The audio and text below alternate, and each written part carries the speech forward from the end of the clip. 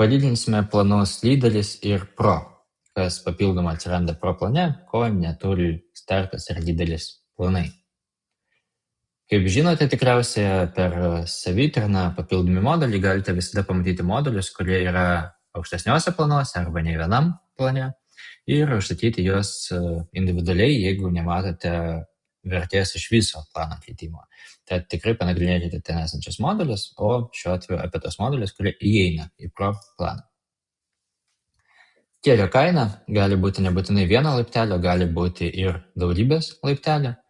Tai geras pavyzdys, kad tarkime, jeigu žmogus pirks virš 500 vienetų, jau kita kaina, jeigu virš 1000 vienetų, dar kita kaina ir taip toliau.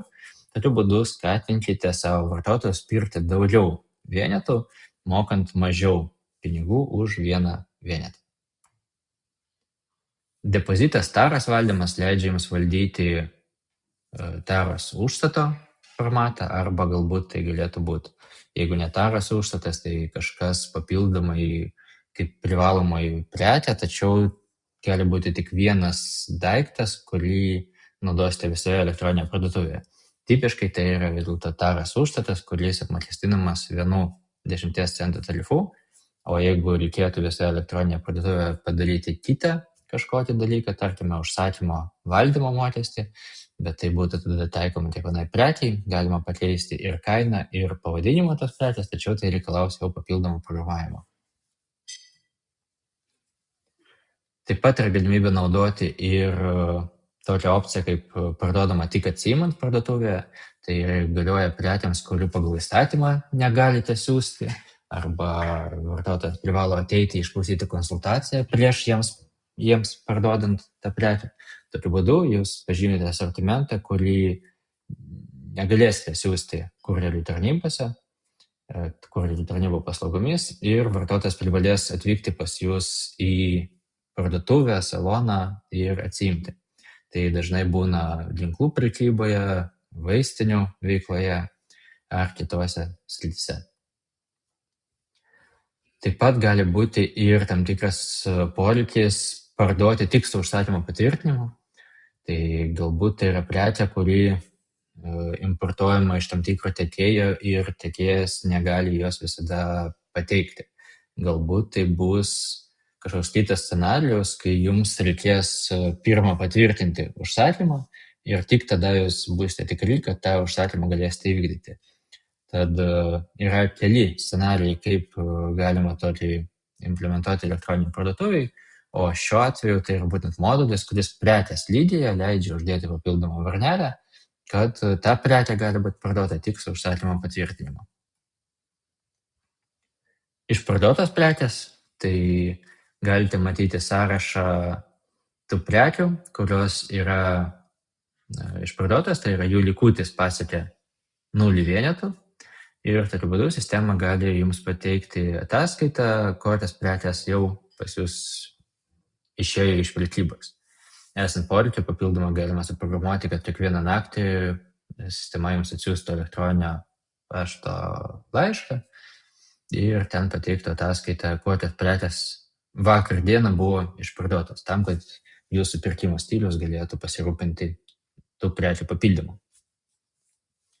Virtualios prekės naudinga, kai jūs parduodate seminarus, audio kažkokios įrašus galbūt, arba PDF skaidrės, arba dar kažką, kas yra virtualu, kas nėra tas daiktas, kurį reikėtų siųsti per kurjerių tarnybas.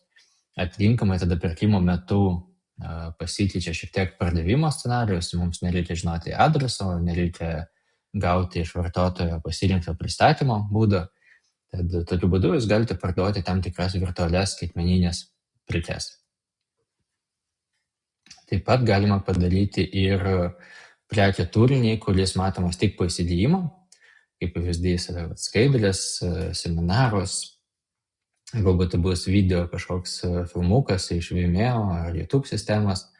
Tad sukuriama prekės kortelė sistemoje, pažymima, kad ji bus matoma tik po prekės pirkimo ir tokiu būdu tą turinį matys vartotojas tam tikrą laiką ir galės su juo susipažinti. Taip pat galima išplėsti nuolaidų kuponų valdymą, kad jūs galite nurodyti, kad kuponas galioja tik tam tikroms prekiams, kaip, tarkime, tik 2 prekės atitinka nuolaidų pasiūlymą, galbūt tokią nuolaidą komunikavote savo socialiniuose tinkluose, arba atvirkščiai, kad galioja viskam, tačiau negalioja šitoms prekiams. Taigi tokiu būdu galite pažymėti arba galiojančias prekes, tai yra ką galima įsigyti su to kuponu, arba ko negalima įsigyti su to kuponu. Prekės kaip dovanos išplečia jūsų marketingo galimybės. Jūs galite reklamuoti tokį principą, kad pirk vieną prekę ir kartu gausi kitą prekę. Tai gali būti, pavyzdžiui, perka žmogus rekuperatorių, o jūs jam padovanojat valdymo pultą. Arba perka kavos aparatą, jūs jam padovanojat kavos pakelį arba dar kažką tai. Tai tokiu būdu tiesiog automatiškai sistema įdeda tam tikrą prekę į krepšelį, jeigu vartotojas perka nurodytą prekę. Susijusių prekių įterpimas tekstas šiek tiek išplečia turinio pateikimą. Tai irgi mėgsta ir paieškos sistemos, kad rašant, tarkime, straipsnį arba tekstinį puslapį sukūrus, jūs galėtumėte pateikti ir prekes, tai pasirinkate tam tikras prekes iš savo katalogo ir sistema toje vietoje tekste įterpia kataloginį principą prekių, matomas kainos, vartotojas gali iš karto patekti į tą prekę, jeigu prekės nelieka prekyboje, jį iškart iš čia pasišalintų. Ir tokiu būdu galite paįvairinti tiek turinio pateikimą, tiek Google'as daugiau sukuria asociacijos tarp teksto ir prekių. Atsiranda daugiau galimybių masiniams veiksmams, lyginant su ankstesniais planais. Tai padeda jums vėlgi greičiau išsamiau dirbti su prekėmis. Jeigu naudojate Facebook kaip reklamos kanalą, itin rekomenduotume turėti šį modulį, nes jis leidžia ne tik naršyklės lygyje pateikti duomenis į meta serverius, tačiau ir serverio lygyje mes galime visus tos veiksmus, ką atlieka vartotojas, atiduoti į meta sistemą. Tai netgi tada, jeigu vartotojas nesutinka su slapukais, tie duomenys gali iškeliauti. Tačiau neturint slapukų, vartotojas nebus susietas kaip individas, bus atiduoti tik anoniminiai duomenys. Tačiau jeigu vartotojas sutinka su slapukais, tada tie duomenys gali būti dar daugiau ir išsamiau pateikti apie jį ir reklamą galima bus vykdyti daug efektyviau. Jeigu prekiaujate su užsieniu ir taikote nulinį PVM tarifą prekybai su užsieniu, tarkime, parduodate ES kitam juridiniam asmeniui, kuris taip pat yra PVM mokėtojas, sistema gali patikrinti, ar užsakymo pateikimo metu PVM kodas buvo validus. Ji nepatikrins, ar PVM kodas priklauso būtent tai įmonei, tačiau PVM kodo validumą tokiu atveju patikrins ir jūs informuos, jeigu klientas arba suklydo nurodydamas PVM kodą, pavyzdžiui, praleido vieną skaičiuką arba vienų skaičiukų per daug įrašė, tai leis jums šiek tiek išsamiau ir tvarkingiau vykdyti savo prekybą, arba galų gale, jeigu matysite neteisingą PVM kodą, tai galbūt vis dėlto ir neturite teisės taikyti nulinio dydžio PVM tarifą. Klientų rolių valdymas leis jums valdyti savo klientus pagal roles. Galite vartotojų dalies skirstyti pagal roles, jiems suteikti tam tikras teisės ir jie galės turėti skirtingą prieigą ir galimybės sistemoje. Kainynai, jų antkainiai ir skirtinga kainodara leis jums nurodyti antkainius kategorijoms pagal kainoraščius. Tarkime, A kainoraščio savininkams jūs taikote vienokius antkainius sistemoje, B kaininko savininkams jūs taikote jau kitą antkainį sistemą. Tokiu būdu, tarkime, lojalūs klientai, kurie prisijungia prie sistemos ir turi B kainoraštį, jie gali pirkti pas jūs dėlesniam kainom. O C, tarkime, tai bus didmenos pirkėjai arba labai dėlį pirkėjai, pirks dar mažesniam kainam. Tokiu būdu jūs galėsite antkainius taikyti pagal kainoraštį. Kaip ir tekstuose, taip ir straipsniuose jūs galite priskirti tam tikras prekes kaip susijusias prekes. Tai šiuo atveju tiesiog prie straipsnio būtų susijutos tam tikros prekės, kurios straipsnio apačioje irgi būtų pavaizduotos. Ir kaip ir tekstą naudojant papildomas prekes, taip ir čia šiek tiek paskatina Google sistemą ir kitas sistemas, kaip dirbtinio intelekto paieškos sistemas, labiau suartinti turinį tarp teksto ir tų prekių, kurias jūs patikite. Google Cloud Translation leidžia jums daryti vertimus iš vienos kalbos į kitą. Tai leis jums išversti tiek prekių pavadinimus, aprašymus ir kitus laukelius sistemoje.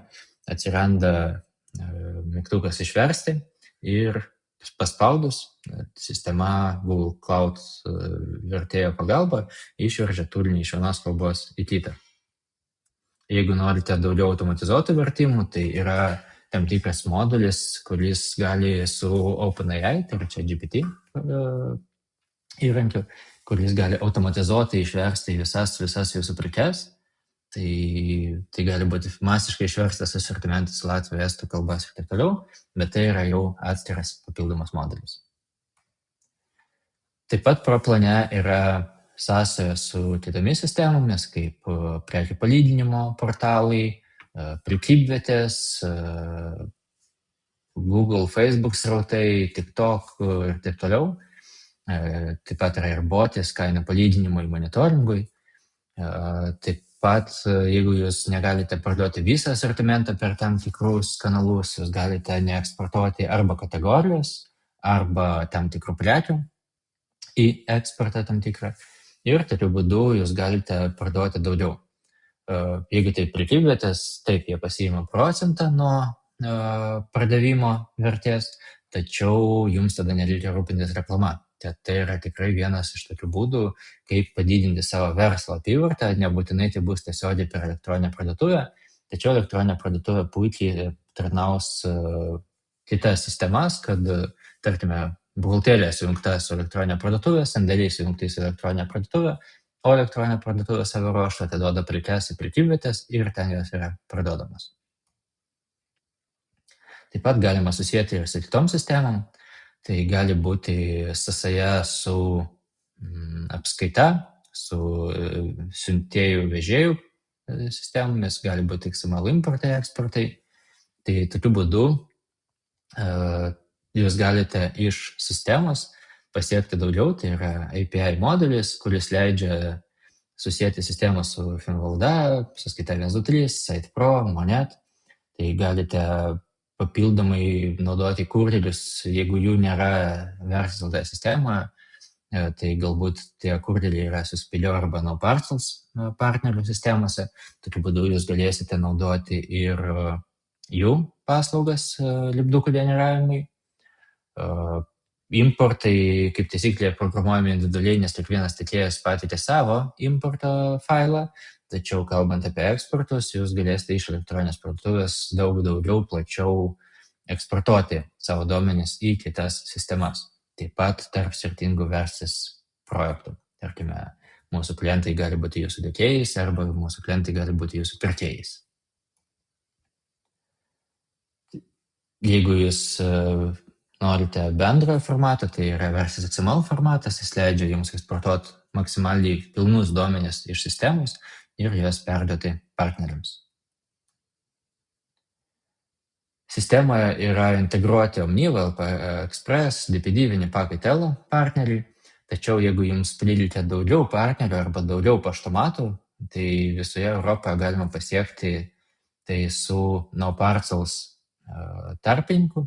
Jie per API gali tiek pasiimti jūsų užsakymus ir padaryti lipdukus, tiek iš jų mes galime gauti ir visus paštomatus iš visos Europos. Tai paštomatų sąrašą jūs galite naudoti ir pagal nutylėjimo sistemą, jums nereikia tam dar sutarties.